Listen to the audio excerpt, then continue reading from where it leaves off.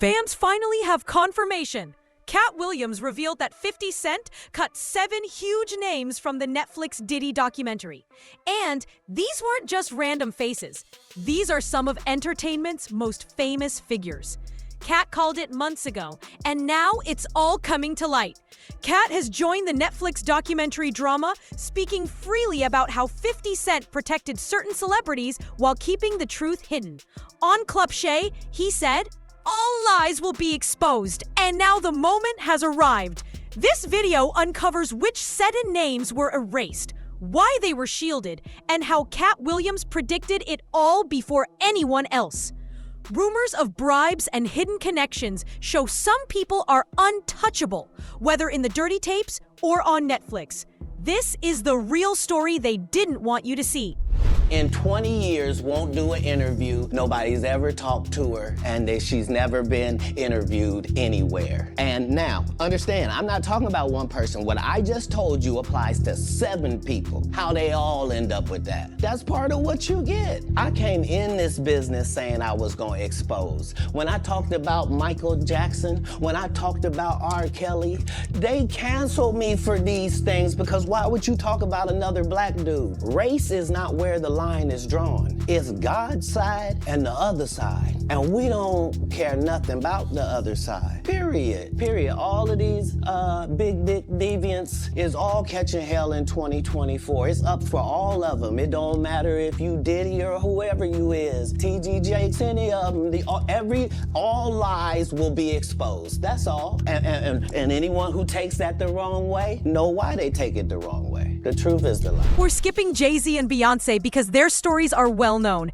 Back in 2024, Katt Williams went on Club Shay Shay and predicted Diddy's troubles. He said, "Diddy likes to party, and you have to tell him no," warning that all lies would be revealed. Katt also called out TD Jake, Diddy, and several others, saying anyone who struggles with the truth already knows why. That was more than words. It was a warning. Now, 50 Cent's Netflix documentary, Diddy. The Reckoning shows unseen footage of Diddy before his arrest, from strategy sessions to behind-the-scenes moments and explosive claims. Diddy's team tried to block it, but Netflix aired it anyway. Diddy is now sentenced to 4 years, facing over 150 lawsuits, some involving minors. Prosecutors are even coordinating with Tupac's case, hinting at deeper connections. Katt's recent jokes suggest hidden tapes could reveal more celebrity secrets. P. Diddy, 4 years. Say that again. But they get 27 years. 4 years. Meanwhile, they tried to give me 4 years with 2 blunts I had no intention of smoking in the first place. Same 4 years. I don't give a fuck. Being an ass-picking devil worshiper is not against the law.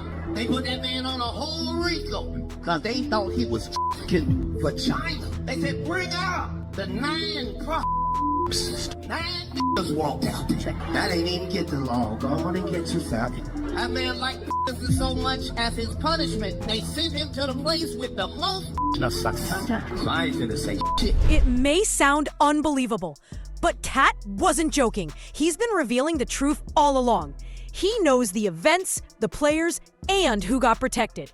Now, we're breaking down the 7 names that were completely removed. First on the list, Snoop Dogg. Yeah, you heard that right. Snoop has had a long, deep connection with Diddy, from partying to business deals and music collaborations. They shared the same circles for years. So why is Snoop missing from the documentary? It's because Ali Cardle came forward, and what she revealed about him left everyone stunned.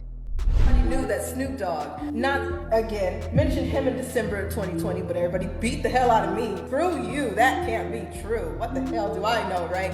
And then recently it just came out again, and Snoop Dogg got accused of children. And what did everybody do? Ooh, Snoop Dogg is at the halftime. I'm going to the halftime. But we canceled Dr. Seuss and Jemima. Nobody mad. Nobody. Super Bowl happens. Dripping down from the letters, the LVI. I know, but that's fine. It's fine. It's go to the game, make some hot wings. It's fine. It'll pass. It'll pass, right? It's a phase. It's just a phase. But oh no, tell somebody that plastic straws are coming back and throw a fit. Let a convict get arrested. Somebody put a knee on a convict's neck and it's over. The neck of it out. Crickets. Crickets. Nothing. Everything's... Ally Carter has said Snoop Dogg is more dangerous and protected than Diddy. She first raised this in December 2020 and faced attacks, but she kept speaking out. Snoop was accused of trafficking young ones, yet nothing happened. No media storm, no protests, just a Super Bowl halftime performance. Carter highlighted the haunting symbolism, saying the letters LVI dripped like blood, while fans ignored it. 50 Cent removed Snoop from the documentary because he's untouchable. Revealing him could have stopped Netflix from releasing it. Hip-hop has its untouchables, and Snoop is top of that list. Then there's Kevin Hart, who carefully addressed the Diddy situation, attended Shock Cohn's infamous puffy flavor camps, and viral Frosty Flakes footage proves he knew the inner workings. Come here, don't sit on the bed at night, no homo, no, just don't get close to the bed, don't get close, but it's just like, yo, we want to thank you for hosting the thing, man, it's been a pleasure. You didn't have to do it and you did it. No, I definitely didn't have to do it. I definitely didn't have to. First and foremost, I'm not getting in the bed. Shout out to him and what he did. I'm just gonna, if we can, let's just put the camera a little this way, just so we're not, I don't want my shot to even, I don't want it to come close to the bed at all. I should look like he fresh off a goddamn plane. I should.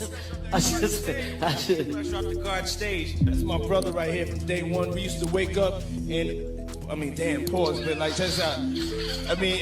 Back in the days when he was like 10 and I was a little bit older, his older brother, we used to fight over the Frosted Flakes. You know what I'm saying? Before pause was invented. You know what I'm saying? But it's my brother for real. We used to actually wrestle off of the Frosted Flakes because he used to always get up early. Now he's one of the richest stars in the world. Yo, what the did Puff just say? Nobody's gonna acknowledge this but me. Puff just said we used to wrestle over the Frosted Flakes, and we're streaming live. That was stupid. Listen, that was fucking stupid. Listen, we're having a good time, yo. Oh, your usher made it in the... Hey, yo. Fuck that mic. I'm a thug. At the end of the day, I kill niggas, man. This is where things take a turn. At the recent Bet Awards, Kevin cracked jokes about Diddy that went way beyond funny. Viewers quickly noticed that these quips weren't random. They hinted at deeper truths and hidden drama involving Diddy. What started as lighthearted humor actually dropped subtle clues about scandals and backstage dealings that had been kept under wraps for years. Somebody to invite him in. Hey, don't do it. Okay? We all saw the movie Sinners. Don't let his here. So he can bite somebody. So he can bite Playboy Cardi again, okay? Playboy Cardi definitely been bit. Something happened. Playboy Cardi's been bit. I know he has. Nobody let Kanye in. No! Tonight, I will do my part. Everybody will get flowers. I'll do my part to make sure that I put us on a high pedestal, man. Also, I'm gonna do my part. I'm shutting down the idea of after parties. No after parties tonight, okay? None. Take your home after this. That's why I did it on a Monday. I did it on a Monday. People got to go to work tomorrow. No after parties. That's where it's slippery at them after parties. Okay? We're learning a lot about people, ain't we? We're learning a lot. God is good all the time.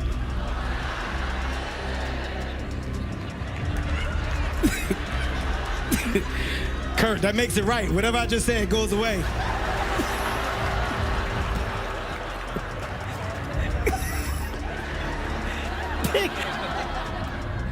Funny.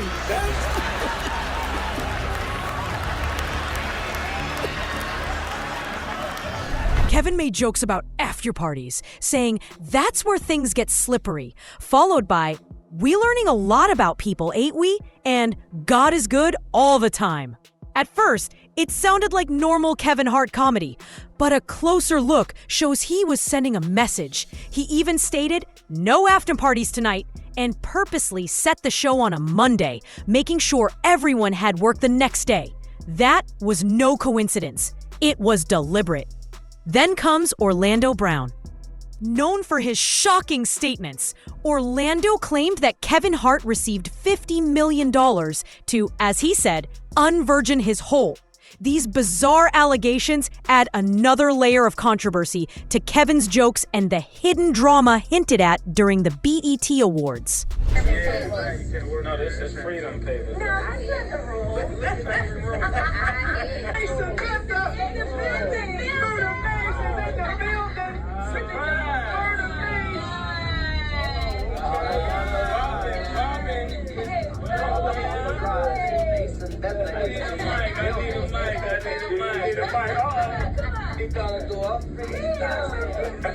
What's up, Mace? Good morning, everybody. Good morning, baby. Marvin is back in the building. What up, Batman? What up, Mace? How you doing, boy? Better than I look. What's up, Mace? How you been, man? I'm chilling, man. All my cars still work. Mr. Puff doing good stuff, you know? Hey, every once in a while, you got to do something good. Here's the thing. Kevin knows far too much about the darker side of the entertainment world. He's seen it. He's been part of it. But now he's untouchable, too successful to be dragged into controversy. That's why 50 Cent cut Kevin from the documentary, protecting him, and by extension, the comedy industry itself. 50 wasn't going to risk opening that mess. Then there's Mace, probably the most puzzling figure. As one of Diddy's closest allies during the Bad Boy Records days, he was at the heart of every party, deal, and record. If anyone knows the skeletons in the closet, it's him. Yet, Mace remains unusually silent. It took a decade for him to escape his Diddy contract. And even after, he never speaks against him. A strange V103 interview showed Diddy bringing Mace to the station with stacks of cash. A scene that still makes people talk. Real rap. You think that audio that they put out was real? Yeah, that was Nikki put that out there. That Nikki recorded that at the freak off in the Calabasas. She been waiting to drop that shit on me. She just wasn't gonna tell nobody it was Diddy. But now that Diddy out there, why not? On air, Diddy said Mace is free to work and he can do whatever he wants now. Yet Mace's reaction, nervous, shocked, overly thankful, revealed Diddy's lingering control. He exclaimed, "It took me 10 years to get this paperwork right here." Surprised to get his publishing rights back, even joking, "I ain't used to Puff doing good stuff." After decades with Diddy, a positive action still shocked him. That says everything. Why leave Mace out of the documentary? Because he's either afraid to speak or still under Diddy's influence. His silence is telling, and including him would spark questions no one wanted. Then there's Meek Mill. Things get complicated here. He's been close to Diddy and the industry elite for years. Rumors circulated quietly until Orlando Brown reignited talk, claiming you can't unreceive what your butthole received. Now saying that he'll pay somebody $100,000 to investigate that he has nothing to do with anything with Diddy. You can't take back what your butthole received. It sounds crazy at first, but Orlando has a long history of calling things out early, and sometimes he's right. That's why people started paying attention when Meek's name kept coming up. The talk didn't slow down, it grew louder. Then it got even stranger. An audio clip allegedly tied to Meek Mill surfaced online, and almost instantly, people began claiming the other voice belonged to P. Diddy. That moment changed everything, turning rumors into non-stop discussion and pushing these allegations to a whole new level. Jaguar Wright, famous for revealing the industry's hidden truths, said she was certain it was Diddy in that leaked audio. The clip was damaging and explicit, spreading fast on social media before being quickly removed. That's why 50 Cent left Meek Mill out of the documentary. The audio was unverified, and including it could have led to huge lawsuits. Meek still wields power, has lawyers, and could have taken legal action against Netflix. 50 Cent chose caution, protecting himself and the project. Now, let's talk Justin Bieber. This is different because Justin is a victim. As a teenager, he stayed with Diddy, and videos exist showing Diddy claiming he had custody for 48 hours. In the old clips, young Justin looked visibly uncomfortable. 50 Cent left him out to protect him. When asked about the documentary by paparazzi, Justin's response was heartbreaking and revealed the weight of his past experiences. Justin Bieber explained, "Some things I moved on from for my own peace. I was a kid. I didn't know anything." His voice carries the weight of those experiences. At that age, he had no choice, no control. Leaving him out of the documentary was the right move. Exposing a child's trauma would have been too intense.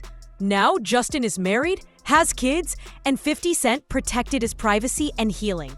Then there's Usher. He was the first teen to live with Diddy at Puff Flavor Camp. Long before Justin, Usher witnessed things that left lasting scars and later sent Justin into the same environment. Like Justin, he is a victim. The footage was too dark for TV, and including it could have ruined his career. 50 Cent chose to protect Usher, safeguarding his legacy, and it was the right decision. The biggest omission? Clive Davis. He's the man above Diddy, the real gatekeeper of music. Diddy moves with Clive's blessing. Clive discovered Whitney Houston, Alicia Keys, and countless stars, controlling the industry for over 50 years. Katt Williams put it perfectly. Diddy was just a worker. Who's the boss? Clive Davis. Why did 50 Cent leave Clive out? Fear. Exposing him could have stopped Netflix from airing the documentary. His power touches labels, streaming, and media worldwide. Including him would have buried the project before it started. That's why Clive stayed hidden. From Snoop Dogg to Clive, these names show how the system protects its own. This documentary is just the start. More lawsuits, more investigations, and the story isn't over.